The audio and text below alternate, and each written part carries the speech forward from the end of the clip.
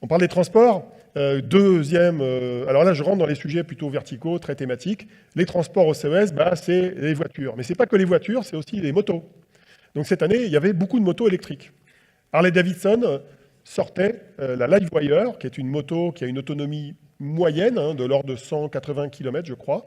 Ça permet d'aller au boulot, de revenir, même dans la région parisienne. Et c'était un engin pas forcément très très joli, mais enfin, il y avait de quoi rouler vite, etc.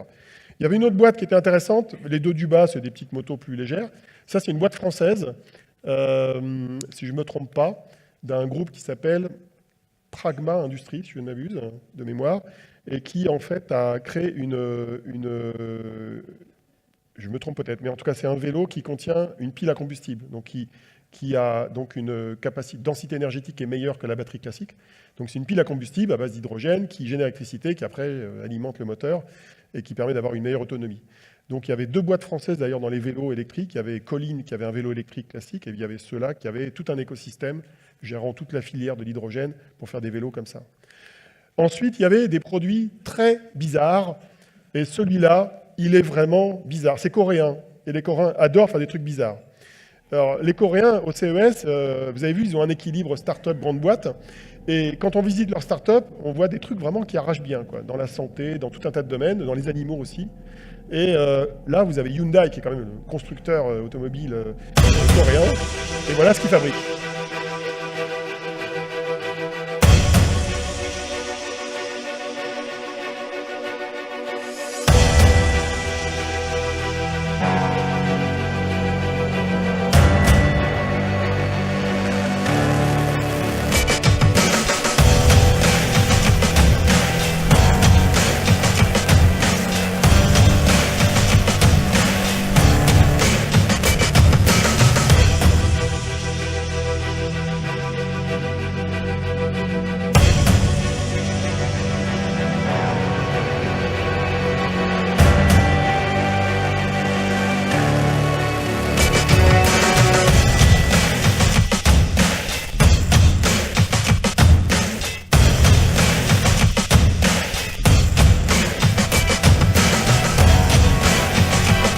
On voit l'archétype de l'ingénieur au début.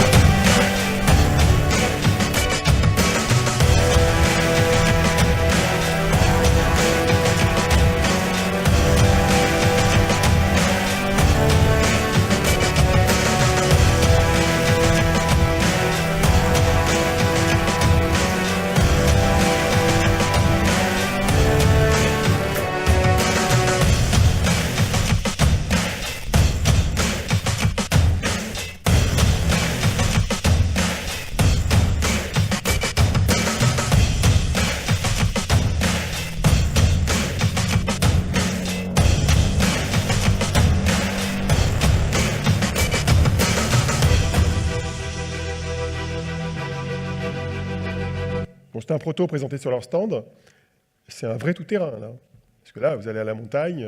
Alors, bon, le petit problème, c'est que la batterie doit durer 1h30. Donc, si vous êtes planté dans la montagne et que vous êtes avec votre batterie qui ne marche plus, ça ne va pas. En fait, moi, c'est ma première réaction. Souvent, quand je vois un engin comme ça, je me dis, et la batterie, qui est toujours le problème. Les 60 et quelques kilowatts-heure, c'est rien. En fait, c'est l'équivalent d'une Tesla. Et ce n'est pas suffisant. Mais en fait, il y a plein d'usages. Tout ce qui est secours. Il y a des endroits qui sont inaccessibles quand il y a des accidents, quand il y a des tremblements de terre, etc.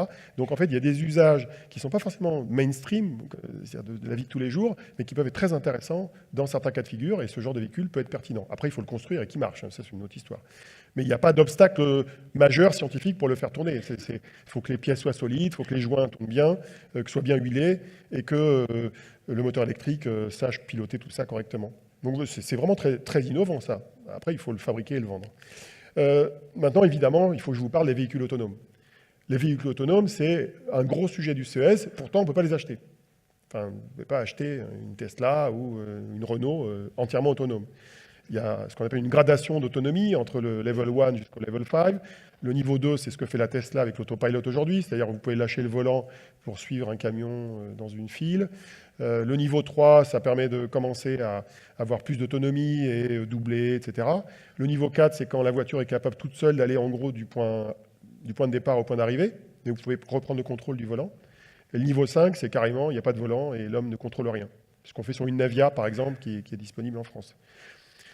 Alors, quand on visite le CES sur ce sujet-là, on peut voir quelques démonstrations de véhicules autonomes, notamment avec Lyft et Aptiv et quelques équipementiers en extérieur. C'est souvent des démos qui sont faites dans des environnements très contraints où il n'y a pas beaucoup de circulation. Évidemment, ce n'est pas la place de l'Étoile ou le périphérique.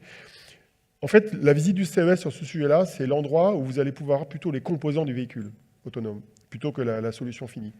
Alors, les composants, je vais vous en citer quelques-uns. Le premier, évidemment, c'est les capteurs. Donc, ça ne marche pas, mon truc, là. Les capteurs, ça commence, c'est très important, les capteurs. Dans un véhicule entièrement autonome, il faut entre 28 et 32 capteurs. Radar, capteur à ultrasons, caméra dans le visible, parfois caméra dans l'infrarouge, et très souvent maintenant, lidar, ça ressemble à ça. Il y en a qui sont là, il y en a qui sont là sur le côté. Et les lidars, ils servent à cartographier en 3D l'environnement du véhicule. Et après, il faut assembler les données qui viennent de ces systèmes, on appelle ça le sensor fusion. Après, il faut se préoccuper des questions de sécurité qu'on a évoquées tout à l'heure. Après, il faut aussi se poser la question de la communication. Donc, tous ces véhicules de plus en plus autonomes, ils vont devoir communiquer et entre eux et avec les infrastructures. Et d'où le fait que les opérateurs télécoms et les équipementiers télécoms poussent des standards afférents à cette fonction. Et il y en a deux principaux que j'ai découverts relativement récemment. Enfin, je les connaissais, mais il faut se rappeler toujours à quoi ils servent. Vous avez le CV2X, facile à retenir, hein, qui est en fait l'équivalent cellulaire à base de 4G, puis bientôt de la 5G, pour faire communiquer les véhicules entre eux, donc ce sont les réseaux managés des opérateurs télécoms. Et puis vous avez un autre standard qui s'appelle l'ITS G5, qui est poussé notamment en Europe, et qui s'appuie sur le Wi-Fi, qui est un Wi-Fi spécial, c'est le 802.11p, et qui est un Wi-Fi dans la bande des 5,9 GHz, et qui permet aux véhicules de communiquer entre eux, mais sans passer par un opérateur. Alors les deux sont valables, il se trouve que le deuxième est plus avancé que le premier, puisque la 5G n'est pas encore déployée, et on aura probablement besoin des deux, parce que les réseaux managés, ça ne marche pas partout, donc si vous avez deux voitures dans le désert où il n'y a pas de 5G, c'est bien qu'elles puissent communiquer entre elles, ces voitures, donc il y aura probablement une cohabitation entre les deux. Alors le premier est poussé par Qualcomm, le deuxième par je ne sais plus qui, les gens qui poussent le Wi-Fi, et les constructeurs adoptent l'un ou l'autre ou les deux selon leur desiderata. Après, il y a les batteries. Bon, j'en ai déjà parlé 3 fois, je ne vais pas m'éterniser. C'est un sujet qui est un problème qui n'est pas résolu. Il y a des avancées, mais elles sont relativement lentes sur le sujet. Et puis après, il y a un autre sujet qui est l'expérience utilisateur. Je vais vous en parler après. Et puis, je termine par un certain nombre d'acteurs qu'on voit au CES, qui sont les intégrateurs, qui sont aussi les modèles partenariaux qu'il est indispensable de mettre en place pour créer des véhicules autonomes. C'est-à-dire que la plupart des annonces au CES cette année, c'était pas machin annonce truc. C'était toujours machin et bidule annonce un partenariat pour faire quelque chose. C'était toujours 2 à 3 sociétés qui s'associaient pour faire avancer un domaine. Parce qu'aucune société ne maîtrise l'ensemble de la chaîne de valeur. Que ce soit un constructeur, un équipementier ou un NVIDIA qui fait des processeurs qui sont embarqués dans les véhicules. Et dernier point, qui n'était pas trop évoqué chez les exposants cette année, mais qui l'était plus l'année dernière, qui sont finalement quels sont les nouveaux services qu'on va inventer autour du véhicule autonome, et typiquement la location de véhicules. Donc le Uber ou le Lyft du futur, qui va s'appuyer sur évidemment du smartphone, des applications, et qui permettra de réserver les trajets et d'optimiser les trajets de tous les véhicules autonomes. Ça, on n'en a pas trop parlé cette année. C'est normal, il faut mettre au point tout le reste avant que ça puisse circuler. Rentrons un peu dans le détail.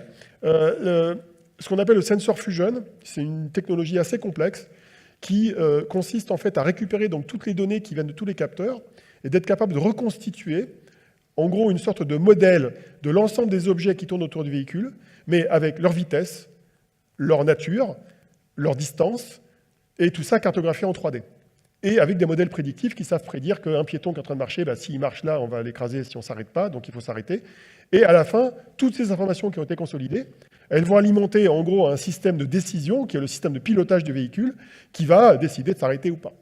D'ailleurs, c'était là d'où venait le bug de cette fameuse Volvo d'Uber qui a écrasé une dame qui circulait avec son vélo dans une avenue dans le noir, dans la nuit, là, aux États-Unis, en Arizona. Et tous les capteurs avaient fonctionné dans cette Volvo. C'est le système de décision qui a dit « je fonce dans le tas ». Je résume un peu, mais bon. C'était dit « oui, on ne sait pas trop, on y va, parce que si on va à droite ou à gauche, on va se bananer ». Donc il a dit « je fonce dans le tas ». Résultat, un mort. Bon, je pense que les gens qui ont créé l'algorithme, ils se sont dû se dire « bon, on va peut-être trouver… » essayer de gérer les exceptions un petit peu mieux. Autre comparaison qui vaut le détour, c'est qu'avant même d'avoir des véhicules autonomes, il faut savoir qu'aujourd'hui, un véhicule classique a beaucoup plus de lignes de code dans l'ensemble de ces logiciels qu'un avion de chasse ou même un avion de ligne comme le Dreamliner 787, que j'ai vu cet après à Orly, là. C'est un avion récent. Hein. Boeing, il a sorti il y a à peine 2-3 ans, je crois. Et donc, une voiture autonome, c'est encore plus compliqué que ça. Donc, la voiture autonome, c'est probablement l'un des objets technologiques les plus complexes que l'homme ait à mettre au point. Et l'une des raisons pour lesquelles il est complexe, c'est qu'il doit interagir avec l'homme, qui est lui aussi un espèce d'animal un peu compliqué à gérer, quoi.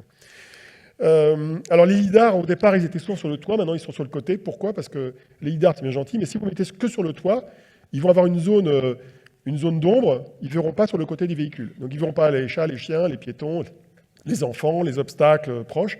Et donc si on veut avoir une très bonne cartographie de l'espace autour du véhicule, il faut en avoir sur le toit pour voir loin. D'ailleurs, parfois, on utilise des fréquences différentes d'infrarouge pour voir à 50 mètres et d'autres pour voir à 200 mètres. Et il faut en mettre sur les côtés pour voir près, pour avoir une vision complète. Donc, ce qui fait qu'on a des protubérances un peu partout sur les véhicules. Là, je crois que c'est une Byton chinoise. On voit le logo ici. Et d'ailleurs, ce que vous voyez ici, c'est une combinaison d'un lidar probablement d'origine Velodyne, qui est connu dans ce domaine, et d'une caméra ici, qui sert de rétroviseur, en fait. C'est la caméra qui filme devant et qui vous affiche ça sur un écran à l'intérieur du véhicule. Donc, voilà le genre de choses. Tout à l'heure, je vous disais que l'expérience utilisateur était un sujet. Et une des entreprises que j'ai pu voir sur le sujet qui m'a bien intrigué, c'est Faurecia. Il se trouve qu'il y a des gens de Faurecia qui sont dans la salle, donc je ne vais pas dire de bêtises. Et j'ai eu l'occasion de visiter leur stand. Alors Faurecia, c'est l'incarnation des entreprises qui ont une réflexion globale sur le futur de l'expérience d'un utilisateur. Ils se sont posé la question, parmi d'autres, Valeo s'est posé la question aussi, de la manière dont on allait vivre dans un véhicule qui était ou semi-autonome ou autonome. Et surtout, comment on allait vivre dans un véhicule où parfois on est en mode autonome, donc on a l'esprit libre, on peut faire un certain nombre de choses, et dans d'autres cas de figure, on doit contrôler le véhicule.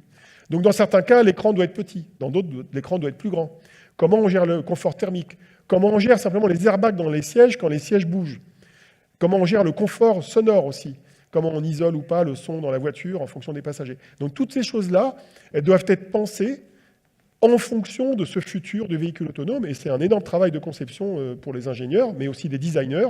Et les entreprises qui vont concevoir les véhicules du futur, ce ne sont pas juste des entreprises qui font des petits composants, ce sont des gens qui vont avoir une vision globale de l'intégration de tous ces composants pour que nous, passagers, on ait une vie sympathique dans ces véhicules. Autre petit phénomène observable sur le salon, c'est la plateformisation du véhicule électrique, à savoir un peu comme dans les PC, vous avez Intel et Microsoft, vous savez, qui font les couches basses, le hard et le soft, et au-dessus, les gens qui font des PC, puis après les accessoires. Eh bien, pourquoi pas inventer des modèles économiques voisins dans le monde du véhicule électrique? C'est ce que veut faire l'américain AEV, Robotics. Au départ, en fait, ce qu'ils font, c'est qu'ils ont créé le socle de base. Donc, c'est un socle où vous mettez des batteries. L'avantage des voitures électriques, c'est qu'elles peuvent être toutes plates. Il n'y a pas d'arbre de transmission au milieu, donc c'est beaucoup plus facile de modulariser le véhicule. C'est tout plat, on met ce qu'on veut dessus. Il y a des roues qui sont souvent motrices. L'électronique qu'on met là et là, ça ne prend pas beaucoup de place. Et donc, au-dessus, on met ce qu'on veut. Et donc, l'idée, c'est de séparer la conception, finalement, de la base du véhicule de ce qu'on met dessus. Alors, c'est ce que, déjà, les groupes comme PSA et Renault essayent de faire. Mais ils n'arrivent pas à mutualiser beaucoup de choses au-delà du moteur. Après, ils mutualisent les phares qui sont faits par Valeo et d'autres. Mais ils ne mutualisent pas le bloc complet, qui est le châssis et la propulsion et la source d'énergie. Donc ça, c'est une tentative, et beaucoup de constructeurs essayent de le faire. Ça, c'est un Américain, mais ils ne sont pas les seuls à vouloir le faire. Toyota veut faire la même chose. Autre cas de figure, Fanny l'a testé, c'est Audi, qui imagine un futur où vous ne devenons passager ou conducteur d'un véhicule. Alors là, on voit que c'est un passager qui s'embête dans la voiture. Bon, c'est déjà vrai des passagers. Vous emmenez vos enfants, vous faites le A6, le A7 pour aller sur la Côte d'Azur, ils vont s'embêter. Donc voilà la solution que Audi a trouvée en partenariat avec Disney et Marvel. Le début ressemble à un film porno, mais c'est pas un film porno, ne vous inquiétez pas.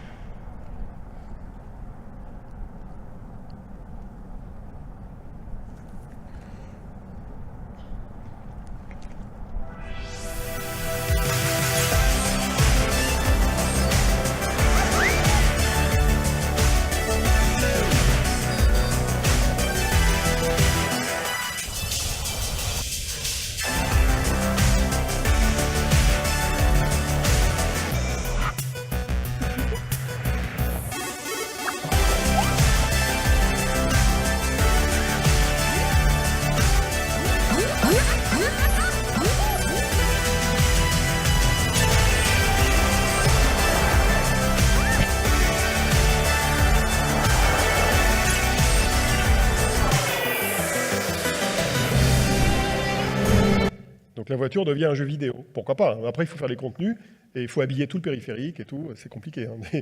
Mais donc, il est possible qu'il existe des technologies d'image de synthèse, de modélisation 3D, qui vont récupérer toute la cartographie en 3D des villes, et qui va permettre de créer dynamiquement tout un environnement autour. Fanny, tu l'as vu, ça, c'était sympa? Tu l'as vas-y, explique-nous un peu. Micro. Ouais, tu l'as testé, Oui, toi. non. Alors, ce qu'il y a d'intéressant, en fait, c'est ce qu'ils appellent de l'elastic time, c'est du temps élastique. C'est qu'en fait, tout est recalculé en temps réel, le jeu vidéo, par rapport au mouvement de la voiture. Donc, quand on tourne à gauche, ben, Ça suit. Voilà, Ça moi, suit, j'étais dans un vaisseau spatial avec Iron Man et Rocket Raccoon, pour ceux qui connaissent.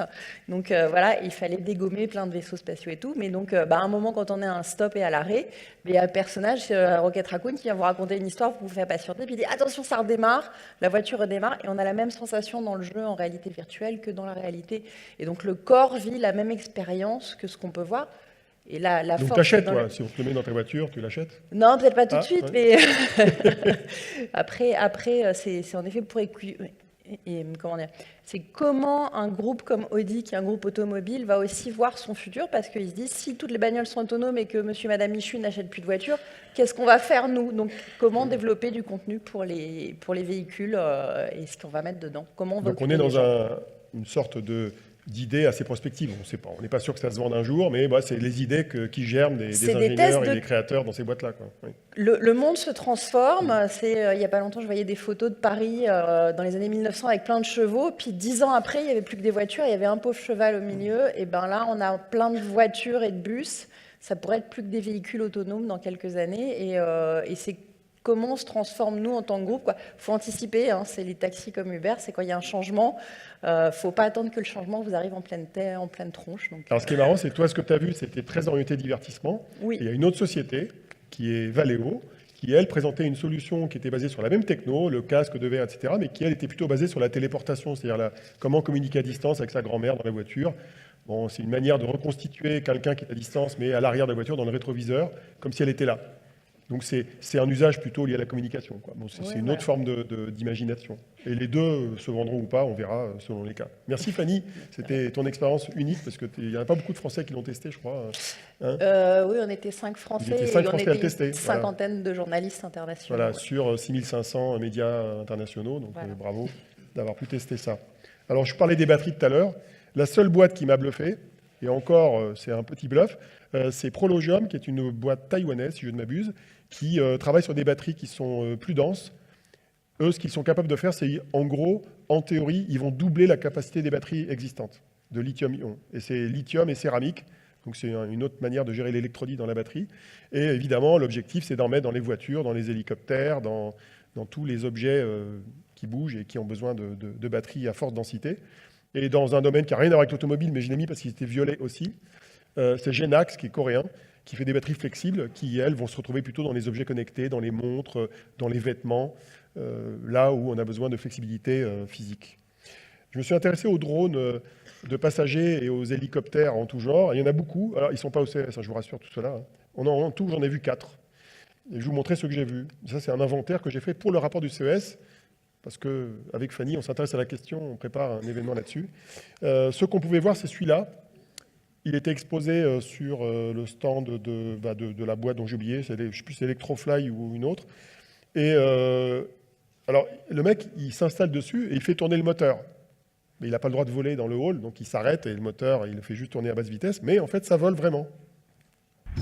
Plus ou moins. À Dubaï. Dubaï, en ce moment, c'est assez bizarre. Ils testent tous les drones. Donc ça, c'est la police de Dubaï qui teste le drone du futur. Voilà, comme dans quel film de science-fiction, qui utilisent des trucs à ressembler à ça. Minority Report,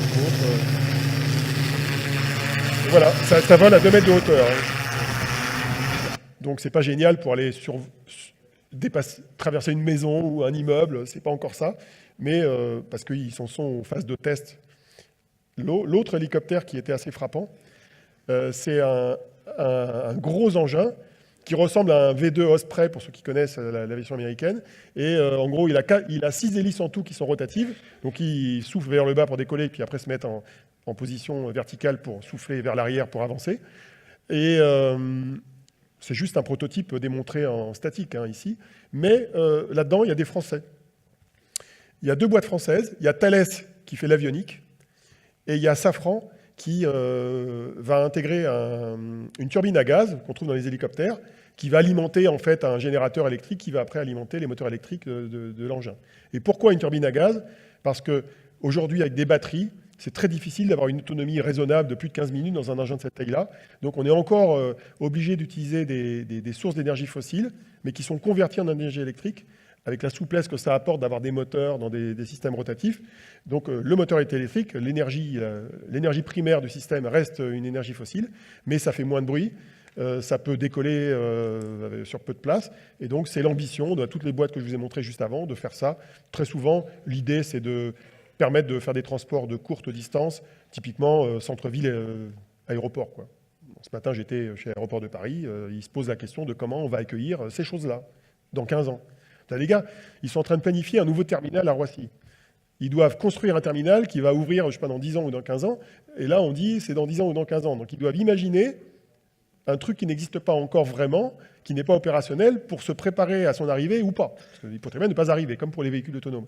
Donc, ça montre qu'il y a beaucoup de gens qui visitent le CES, ils étaient une dizaine à l'aéroport de Paris, ils doivent visiter ça pour essayer de comprendre à quelle vitesse ces technologies vont arriver, parce qu'eux, ils planifient à 25 ans. Alors que beaucoup d'industriels de ce secteur, du grand public, ils planifient à 3-4 ans, quoi, maximum. Les opérateurs de télécom, ils planifient aussi à 10 ans. Est-ce que j'ai terminé là-dessus? Oui, j'ai terminé.